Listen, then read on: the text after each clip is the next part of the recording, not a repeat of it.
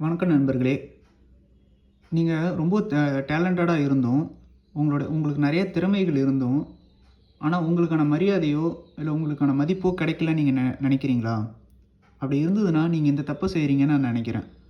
நீங்கள் ரொம்பவுமே அவைலபிளாக காட்டிக்கிறீங்க எல்லாருக்கிட்டேயும். உங்களை சுற்றி இருக்கிறையோ, இல்லை நீங்கள் வேலை செய்கிற இடங்கள்லையோ ரொம்பவுமே அவைலபிளாகவும், உங்களுடைய வேல்யூபிளான டைமை நீங்கள் வந்து அவ்வளோ ஈஸியாக கொடுத்துட்றீங்களோ அப்படின்னு நினைக்கிறேன்.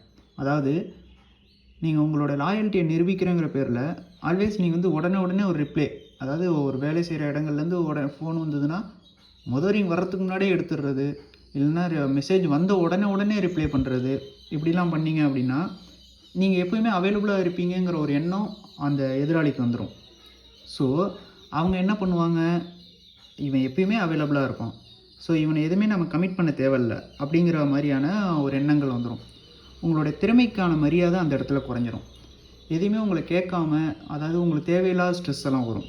நீங்கள் ஒர்க்கிங் ஹவர்ஸை தவிர மற்ற நேரங்களில், மிட் நைட்டில், இல்லை தேவையில்லாத நேரங்களில் உங்களுடைய லைஃபோடு நீங்கள் உங்கள் டைம் ஸ்பெண்ட் பண்ணும்போதெல்லாம் உங்களுக்கு வந்து தேவையில்லாத ஸ்ட்ரெஸ் வரும். கால் பண்ணுவாங்க, மீட்டிங் வைப்பாங்க, எதுவுமே கமிட் பண்ண மாட்டாங்க. ஆனால் அந்த இடத்துல நல்லா கவனித்து பார்த்தீங்கன்னா, அட் த எண்ட் உங்களுடைய திறமைக்கான மரியாதை அங்கே இருந்திருக்காது. இவன் எப்போயுமே அவைலபிளாக இருப்பான் அப்படிங்கிற மாதிரி தான் வந்து இருக்கும். நீங்கள் நல்லா வேலை செஞ்சுருப்பீங்க, நல்லா பார்த்தீங்கன்னா உங்களுக்கான போனஸ் கிடச்சிருந்துருக்காது. ஆல்வேஸ் அவைலபிளாக இருந்திருப்பீங்க, லீவ் போடாமல் போயிருந்திருப்பீங்க, ரொம்ப உங்களுடைய லாயல்ட்டியை காட்டுறங்கிற பேரில் உடனே ரிப்ளை பண்ணியிருந்திருப்பீங்க, சேட்டு ஃபுல்லாக, இமெயில் ஃபுல்லாக எல்லாம் உங்களோட பேராக இருக்கும். ஆனால் அட் த எண்டு பார்த்திங்கன்னா உங்களுக்கான மரியாதை வந்து உங்களோட கூட, அதாவது வேலை பார்க்குறவங்களுக்கோ, இல்லை இந்த அவைலபிலிட்டி அவங்களோட டைம் மதிக்க தெரிஞ்சவங்க வந்து சிம்பிளாக தூக்கிட்டு போயிடுவாங்க.